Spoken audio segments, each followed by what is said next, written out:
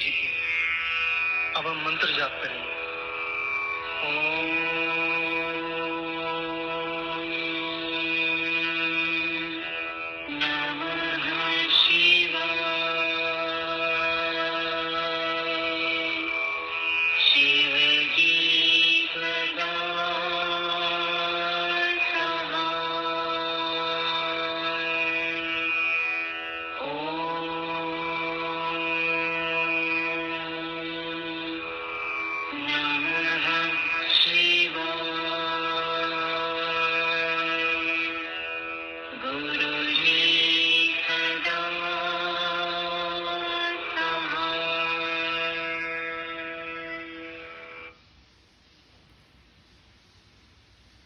जय गुरु जी।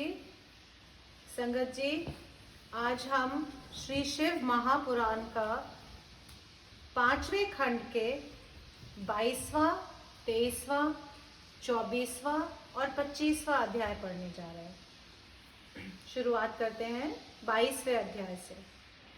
ओम नमः शिवाय, शिव जी सदा सहाय। ओम नमः शिवाय, गुरु जी सदा सहाय। 22वां अध्याय। ब्रह्मा जी बोले, हे नारद, उधर युद्ध क्षेत्र में शिवजी को चेत हुआ, तब देवता उन्हें देखकर बहुत आनंदित हुए। उस समय शिवजी की वीरता एवं पराक्रम को देखकर जलंधर ने यह विचार किया कि अब मुझे माया करनी चाहिए, जिससे मैं शिवरानी को प्राप्त करने में सफल हो सकूं। यह विचार कर उसने अपनी माया से एक कृत्रिम गिरिजा बनाई तथा उसको अपने रथ में बैठाकर शिवजी के सम्मुख ले आया। शुंभ निशुंभ दोनों भाई उसे मारते जाते थे तथा वह गिरजा रोती हुई मेरी रक्षा करो आदि कहती थी। उस समय जलंधर ने उच्च स्वर से कहा, हे सदाशिव, तुम अपनी स्त्री को देखो। यदि तुम्हें अपनी स्त्री बहुत प्रिय है तो समझ लो कि अब उसको मैं पकड़ लाया हूं तथा उसकी ऐसी दुर्दशा कर रहा हूं। क्या तुमको नहीं दिखाई देता? तुमको सहस्त्रों धिक्कार है जो तुम अपने को अब भी बड़ा समझते हो। शिवजी तो जलंधर के यह वचन सुनकर तथा माया की गिरिजा को देखकर अत्यंत दुखी हुए और मौन साधकर बुद्धि को भूल बैठे। तब शिवजी ने भी लीला करके अपने को ऐसा शोकाकुल प्रदर्शित किया कि जलंधर ने अपने धनुष को कानों तक खींचकर 3 बाण, एक शिवजी के सिर में, दूसरा वक्ष में तथा तीसरा उदर में मारे। उस समय शिवजी जलंधर की माया को जानकर भयंकर रूप धारण कर अग्नि के समान प्रकट हुए। शुंभ तथा निशुंभ युद्ध से विमुख होकर भागे। जलंधर की सारी माया उसी समय नष्ट हो गई।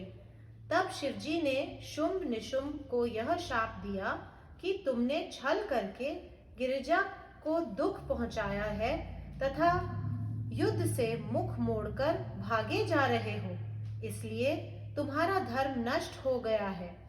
हे नारद, जलंधर ने शिवजी का यह रूप देखकर अत्यंत क्रोधित हो बाणों की वर्षा कर शिवजी को ढक दिया। यह देखकर शिवजी ने क्रोधित हो अपने बाणों द्वारा जलंधर के बाणों को काट डाला। इतने में जलंधर ने एक परिग बैल को मारा, जिसके कारण बैल धर्म को भूलकर युद्ध क्षेत्र से भाग गया। यद्यपि शिवजी ने उसको बहुत रोका, पर वह युद्ध स्थल में न ठहर सका। यह देखकर शिवजी अत्यंत क्रोधित हो महाभयंकर हो गए। तब उन्होंने करोड़ों सूर्य के समान चमकते हुए सुदर्शन चक्र को अपने हाथ में उठा लिया और उसे जलंधर के ऊपर छोड़ दिया। उस चक्र का तेज 10 दिशाओं में फैल गया। संपूर्ण पृथ्वी एवं आकाश उसके तेज से जलने लगे। चक्र ने जाकर जलंधर का सिर धड़ से अलग कर दिया। उस समय बड़ा भारी शब्द हुआ। पृथ्वी थर थर कांपने लगी तथा पर्वत जलने लगे। जिस समय जलंधर का तेज शिवजी के शरीर में प्रविष्ट हुआ, उस समय चारों ओर से जय जयकार का नाद हुआ। हे नारद, वे लोग बड़े सौभाग्यशाली हैं जिनकी ऐसी दशा होती है, क्योंकि देवता, मुनि आदि बड़े बड़े उपाय करके भी शिवजी को इतना प्रसन्न नहीं कर सकते और न इस गति को प्राप्त ही कर सकते हैं। उस समय मैंने मुनि तथा देवता आदि शिवजी की अत्यंत प्रशंसा करने लगे। हमने कहा, हे शिवजी, आप हर प्रकार से भक्तों के दुख दूर करने वाले हैं।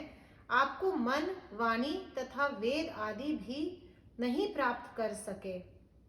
आपके एक निमेष के करोड़ों इंद्र तथा विष्णु जी बीत जाते हैं। आप किसी से बनाए नहीं गए, अपितु पर ब्रह्म हैं।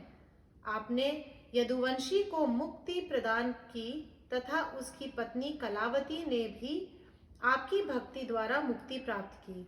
आपने दमयंती को मोक्ष दान दिया तथा सौमुनि के पुत्र को श्रेष्ठ गति प्रदान की है। राजा तिमिरधन को आपने अपनाकर निरंतर 7 जन्मों तक आनंदित किया। आपने चंद्रसेन का मान रखा तथा श्रीकर गोप को अपनी शरण में लेकर अपना भक्त बनाया और उसे इतना द्रव्य प्रदान किया जो देवताओं को भी उपलब्ध नहीं होता है।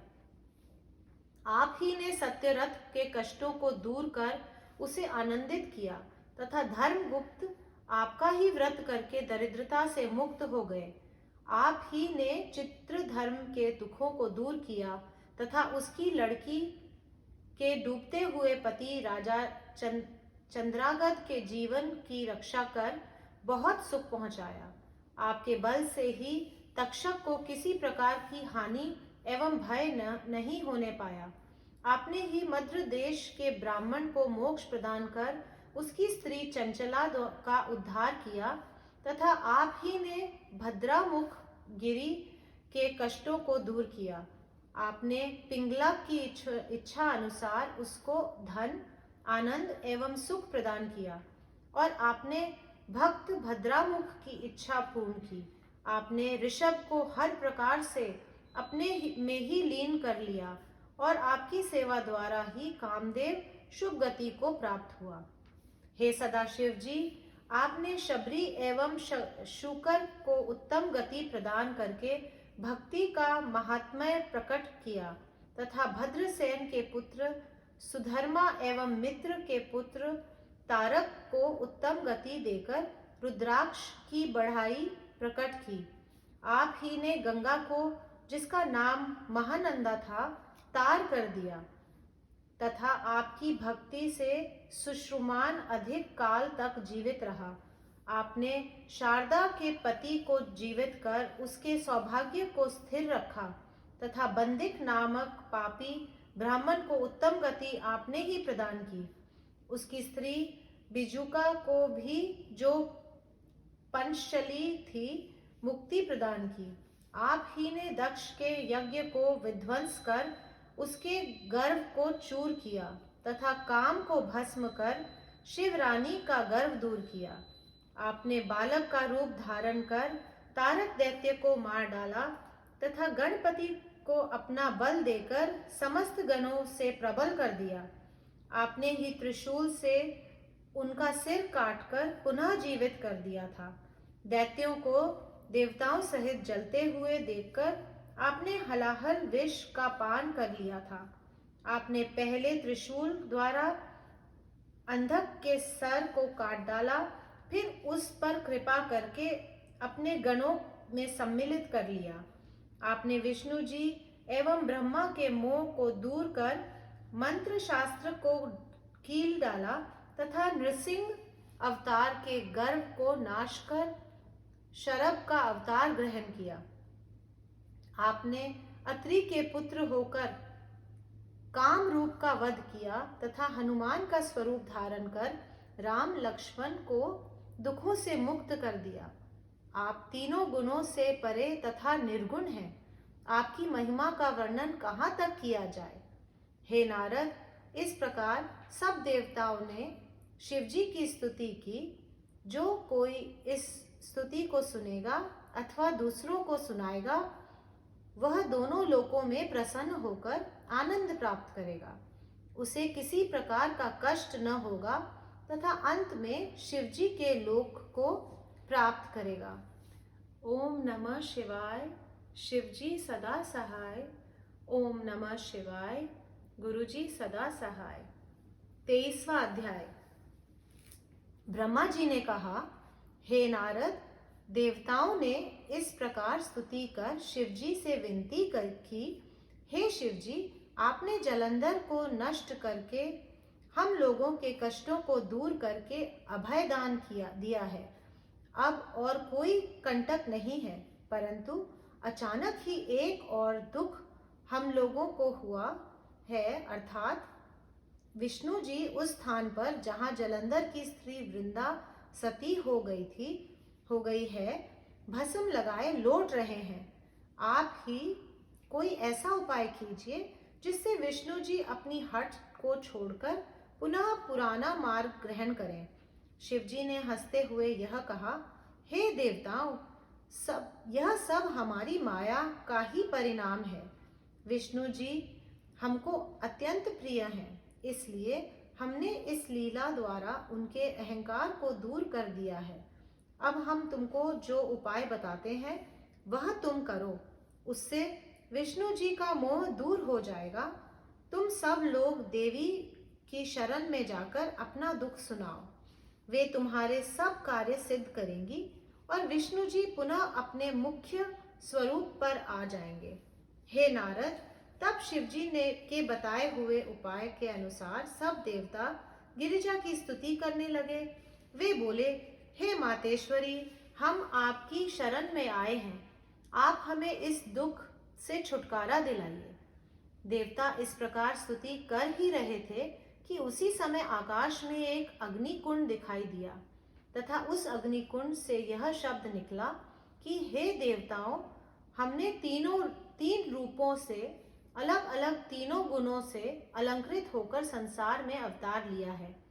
वह रूप एक गिरिजा, दूसरी लक्ष्मी तथा तीसरी सरस्वती का है। इसलिए हे देवताओं, तुम हमारे इन तीनों स्वरूपों की शरण में जाओ, तुम्हारा मनोरथ सफल होगा। यह सुनकर देवता पुनः स्तुति करने लगे। उस स्तुति के प्रत्येक श्लोक में जय जय शब्द था।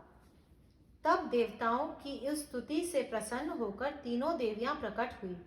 फिर उन्होंने 3 बजे 3 बीज देकर यह कहा, हे देवताओं, जहां पर विष्णु जी बैठे हैं वहीं तुम इन बीजों को बो दो।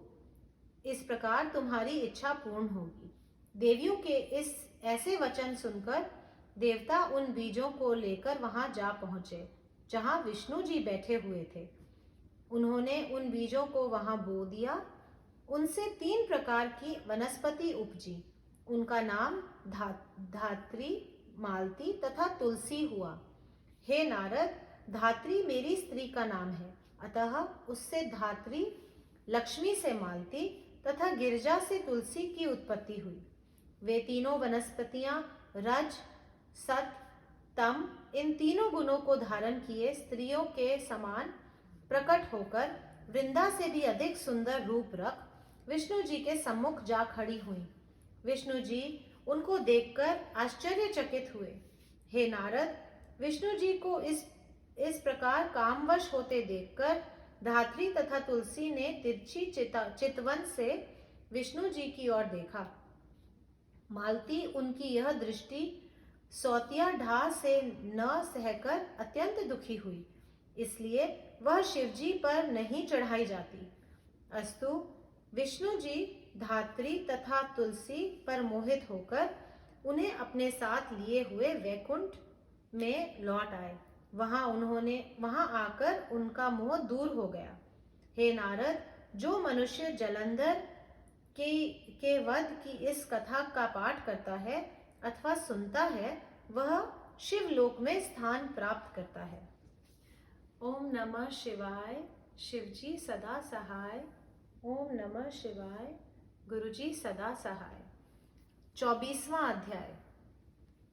सूत जी बोले कि हे ऋषियों, इस कथा के सुनने के पश्चात नारद जी ने ब्रह्मा जी से कहा, हे पिता, अब आप मुझे उस सुदर्शन चक्र के विषय में बताइए जो विष्णु जी का प्रसिद्ध शस्त्र है। मैं नहीं जानता कि यह वही सुदर्शन चक्र है जो शिव जी ने सब देवताओं से तेज लेकर जलंधर के वध के लिए बनाया था, अथवा कोई दूसरा है। नारद जी के ऐसे वचन सुनकर ब्रह्मा जी बोले, हे नारद, सुदर्शन चक्र एक ही है, दूसरा नहीं। जब दैत्य अत्यंत बल एवं द्रव्य प्राप्त कर देवताओं को दुख पहुंचाने लगे तो विष्णु जी ने शिव जी की सेवा कर उनसे सुदर्शन चक्र प्राप्त कर लिया। तब से वे उसी के द्वारा सब दैत्यों का वध करते हैं। कल्प भेद से शिव चरित्र, लीला वर्णन, व्याख्यान, कथा तथा इतिहास में बहुत अंतर है, परंतु बुद्धिमान व्यक्ति को चाहिए कि उसके हृदय में जो संदेह उत्पन्न हो उसे पूछ ले, जिससे वह सत्य मार्ग से न भटक जाए। अस्तु, जलंधर के वध के पश्चात दीति के लड़के दैत्य बहुत बली होकर उपद्रव मचाने लगे, जिससे संसार में मनुष्यों को बहुत दुख प्राप्त हुआ। तब योग, यज्ञ, देवताओं की पूजा, ध्यान, वर्णाश्रम तथा सब धर्मों में विघ्न पड़ने लगे। तब सब देवता तथा मुनि दुखी होकर मेरे पास आए। उन्होंने मेरी स्तुति कर अपने कष्टों का वर्णन किया। तब मैं उन सबको लेकर विष्णु जी के पास गया और उनकी स्तुति कर यह विनय की कि अब दानव तथा दैत्य बहुत दुख पहुंचा रहे हैं, सो हम सब आपकी शरण में आए हैं। हमारी यह प्रार्थना सुनकर विष्णु जी ने कहा, हे देवताओं, तुम सब लोग अपने अपने घर जाओ, हम स्वयं दैत्यों से युद्ध करेंगे। यह कहकर वे दैत्यों के साथ युद्ध करने लगे, परंतु दैत्यों पर विजय प्राप्त न कर सके, क्योंकि दैत्य महाबली थे। यह देखकर विष्णु जी ने सोचा कि शिव जी की सहायता के बिना हम दैत्यों पर विजय प्राप्त नहीं कर पाएंगे। यह विचार कर विष्णु जी तुरंत ही अंतर्ध्यान हो गए तथा कैलाश पर्वत के निकट तपस्या करने के लिए बैठ गए। उन्होंने एक कुंड खोदकर उसमें एक अग्नि भरी तथा वहीं बैठकर कठिन तप करने लगे। हे नारद, इस प्रकार विष्णु जी ने पार्थिव पूजन, मंत्र एवं ध्यान आदि से शिव जी का पूजन किया, परंतु शिव जी प्रसन्न न हुए। यह देखकर विष्णु जी ने सोचा, अब कि हम किस उपाय से शिव जी को प्रसन्न करें। अंत में उन्हें यह विश्वास हुआ कि शिव सहस्त्र नाम का जप करने से ही शिव जी प्रसन्न होंगे। यह निश्चय कर वे शिव जी के 1 सहस्त्र नामों का जप करने लगे तथा कमल पुष्प चढ़ाने लगे। शिव जी ने परीक्षा के लिए सहस्त्र पुष्पों में से एक कमल का पुष्प अलक्षित कर दिया। अंत में पूजा करते करते जब एक फूल कम हुआ तो उनको बड़ा दुख हुआ, क्योंकि उस समय कमल पुष्प प्राप्त होने की कोई आशा न थी। साथ ही पुष्प के बिना पूजन में भी अंतर पड़ता था। इसी चिंता में जब उन्होंने शिव जी का ध्यान किया तो ऐसा ज्ञान हुआ कि उनके नेत्र भी कमल पुष्प से किसी प्रकार कम नहीं हैं। अतः उन्होंने तुरंत ही अपने एक नेत्र को निकालकर प्रसन्नता पूर्वक शिव जी को अर्पण कर दिया। यह देखकर शिव जी अत्यंत प्रसन्न होकर प्रकट हुए। उन्होंने विष्णु जी को दर्शन दिया तथा आम्रडितम मंत्र का उच्चारण करते हुए कृपा दृष्टि से देखा।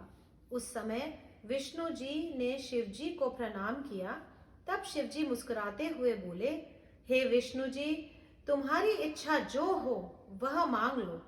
तब शिव जी के आदेश अनुसार विष्णु जी ने अत्यंत पवित्र स्तुति करते हुए यह प्रार्थना की, हे सदाशिव जी, हम दैत्यों से पराजित हो गए हैं और उन पर किसी प्रकार भी विजय प्राप्त नहीं कर सकते, इसलिए आप कोई ऐसा यत्न कीजिए जिससे वे मारे जाएं। हे नारद, यह सुनकर शिवजी ने कृपा कर विष्णु जी को अपना सुदर्शन चक्र दिया और यह कहा, हे विष्णु जी, हमारे इस समय के रूप का ध्यान कर इस सहस्त्र नाम तथा सुदर्शन चक्र से जो हम तुमको प्रदान करते हैं, तुम शत्रुओं एवं दैत्यों को मारकर उन पर विजय प्राप्त कर लोगे। तुम्हें तीनों लोकों में कोई भी नहीं जीत सकेगा, परंतु सुदर्शन चक्र का छोटे छोटे कार्यों में प्रयोग मत करना। ब्राह्मणों के अतिरिक्त वह सबको जलाकर भस्म कर देगा। शिवजी यह कहकर अंतर्ध्यान हो गए तथा विष्णु जी सुदर्शन चक्र को लेकर प्रसन्नता पूर्वक लौट आए। वे दिन रात सहस्त्र नाम का जाप करते तथा अपने भक्तों को उसी की शिक्षा देते रहते थे। अब भी जो कोई शिव सहस्त्र नाम तथा विष्णु स्तुति का पाठ करता है, उसके सब कार्य सिद्ध होते हैं, उसके शत्रुओं का विनाश होता है तथा वह दोनों लोकों में सुखी रहता है। ओम नमः शिवाय। शिवजी सदा सहाय। ओम नमः शिवाय। गुरुजी सदा सहाय। 25वां अध्याय। नारद जी बोले, हे ब्रह्मा जी, अब आप मुझे शिवजी के उन चरित्रों के विषय में बताइए जिसमें उन्होंने दैत्यों को नष्ट किया। तब ब्रह्मा जी ने कहा, हे नारद, अब मैं तुम्हें शंखचूड़ के मारने का वृतांत बताता हूँ। शिवजी ने जिस उपाय से शंखचूड़ को मारा, उसको सुनने से शिव भक्त अत्यंत प्रसन्न होती है। शिव भक्ति अधिक उत्पन्न होती है। सबसे पहले मेरे पुत्र मारीच से कश्यप उत्पन्न हुआ। उसको मेरे पुत्र दक्ष प्रजापति ने अपनी 13 पुत्रियां ब्याह दी, जिससे बहुत संतानें उत्पन्न हुई। मैं तुम्हारे समक्ष उनमें से केवल एक मनुष्य का इतिहास सुनाता हूँ, जो भक्ति की वृद्धि करता है तथा इच्छित फल को देने वाला है। कश्यप की पुत्री अत्यंत सुंदर एवं पतिव्रता थी। उसके 4 पुत्र उत्पन्न हुए, जो दैत्य तथा महाशक्तिशाली थे। उनमें से एक पुत्र विप्रचित बहुत ही वीर एवं बलवान था। उनका एक पुत्र दंभ था, जो विष्णु जी का परम भक्त एवं सेवक था। उसके कोई पुत्र उत्पन्न न होने से वह अपने बड़ों की इच्छा एवं विष्णु जी की आज्ञा अनुसार पुष्कर में तप करने चला गया तथा 1 लाख वर्षों तक इस हेतु कठिन तपस्या करता रहा, जिससे उसके कोई पुत्र उत्पन्न हो। विष्णु जी ने उसकी ऐसी आराधना देखकर दर्शन दिया तथा प्रसन्न होकर कहा कि तू हमसे कोई वरदान मांग ले। तब उसने कहा, हे विष्णु जी, मैं ऐसा पुत्र चाहता हूँ जो महावीर हो और मेरे अधीन हो। वह सारे संसार पर विजय प्राप्त करे तथा बहुत बुद्धिमान हो। विष्णु जी यह प्रार्थना स्वीकार कर उसे वरदान देकर अंतर्ध्यान हो गए। तब दंभासुर अपने घर लौट आया तथा उसने सब हाल अपनी पत्नी से कह सुनाया। पत्नी उसे सुनकर अत्यंत प्रसन्न हुई। उसने भिक्षुकों को बहुत दान दिया। थोड़े दिनों बाद वह गर्भवती हो गई। हे नारद, सुदामा नामक कृष्ण जी एक भक्त जो राधा जी के शाप से वैकुंठ अर्थात गौलोक में था, उसके गर्भ में आया। जब 9-10 महीने व्यतीत हुए, तब शुभ दिन एवं शुभ नक्षत्र में उनका जन्म हुआ। उस समय दंभासुर ने बड़ी धूमधाम से जात कर्म करके अपने भाई बंधुओं की अनेक प्रकार से सेवा की और आनंद प्राप्त किया। उसने अपने लड़के का नाम शंखचूड़ रखा। शंखचूड़ सर्वगुण संपन्न था, सब विद्याओं में पारंगत था। वह अपने माता पिता को हर प्रकार से सुखी रखने लगा। तदुपरांत वह जैगेश्वर से उपदेश लेकर तपस्या करने वन में गया तथा मेरे पाठ पूजन में ऐसा लीन रहा कि उसे देखकर मुझे बहुत प्रसन्नता हुई। इसलिए मैं उसे वरदान देने को प्रकट हुआ। उस समय शंखचूड़ ने मुझसे यह वरदान मांगा कि मैं देवताओं से कभी पराजित न हो तथा तीनों लोकों में विजय प्राप्त कर महावीर हो रहूं। मैंने उसको मुंह मांगा वरदान देकर कृष्ण कवच प्रदान किया। फिर उसे यह आज्ञा दी कि तुम बद्री का आश्रम में जाकर धर्मध्वज की पुत्री तुलसी से, जो तप कर रही है, अपना विवाह करो। यह वरदान देकर मैं वहां से अंतर्ध्यान हो गया। शंखचूड़ ने कृष्ण कवच को सिद्ध कर अपने कंठ पर बांध लिया तथा उस स्थान पर अर्थात बद्रिका आश्रम में जहाँ तुलसी उपतपस्या कर रही थी जा पहुंचा। वह तुलसी की सुंदरता को देखकर मोहित हो गया तथा उससे बोला, हे सुंदरी, तुम कौन हो? तुम किसकी कन्या हो और किस लिए ऐसा तप कर रही हो? मैं तुम्हारा सेवक हूँ, इसलिए मुझसे सब बातें कहो। यह सुनकर तुलसी ने कहा, मैं धर्मध्वज की पुत्री हूँ तथा तप करने के लिए यहाँ बैठी हूँ। तुम इस प्रकार मेरी परीक्षा लेने वाले कौन हो? यह सुनकर शंखचूड़ ने कहा, हे सुंदरी, संसार में दो प्रकार के स्त्री पुरुष होते हैं, एक तो बुरे तथा कामी, दूसरे भले और तपस्वी। मैं कामी और पापी नहीं हूँ। उसी प्रकार तुम भी इनसे रहित हो। मुझे यहाँ ब्रह्मा जी ने भेजा है। मैं तुम्हारे साथ गंधर्व विवाह करूंगा। मेरा नाम शंखचूड़ है। मैं तीनों लोकों पर विजय प्राप्त करने वाला तथा दंभासुर का पुत्र हूँ। हे नारद, शंखचूड़ के ऐसे वचन सुनकर तुलसी ने कहा, तुम बहुत भले एवं लोभ तथा काम से रहित हो। जो मनुष्य स्त्री के अधीन नहीं, वह बहुत भाग्यवान है, परंतु जो मनुष्य स्त्री के वश में है, उससे बढ़कर संसार में कोई बुरा नहीं है। समस्त देवता, मुनि एवं पितर आदि स्त्री से घृणा करते हैं। स्त्रियों द्वारा दिए हुए पिंड पितरों को नहीं पहुंचते तथा उनके चढ़ाए हुए पुष्प देवता आदि स्वीकार नहीं करते हैं। जिसका हृदय स्त्री के अधीन है, उसका पूजा पाठ सब कुछ मिथ्या है और उसका जन्म भी मिथ्या है। हे नारद, इस प्रकार उन दोनों में बातें हो ही रही थी कि मैं उस स्थान पर जा पहुंचा तथा शंखचूड़ से बोला, हे शंखचूड़, तुम दोनों इस प्रकार वार्तालाप क्यों करते हो? शीघ्र ही गंधर्व विवाह क्यों नहीं करते? तुम दोनों एक ही वर्ण के हो। यह कहकर मैंने तुलसी को उसके कुल एवं जप तप का हाल कहकर शंखचूड़ से विवाह करने की आज्ञा दी तथा कहा कि शंखचूड़ विष्णु जी का परम भक्त है। इसके साथ विवाह करने से कृष्ण जी तुमको बहुत चाहेंगे तथा वैकुंठ प्रदान करेंगे। यह कहकर गांधर्व विवाह कर लिया। फिर शंखचूड़ तुलसी को लेकर अपने घर जा पहुंचा। वहां पहुंचकर उसने अपने माता पिता को प्रणाम किया और सब समाचार कह सुनाया। वे दोनों भी आनंदित हुए।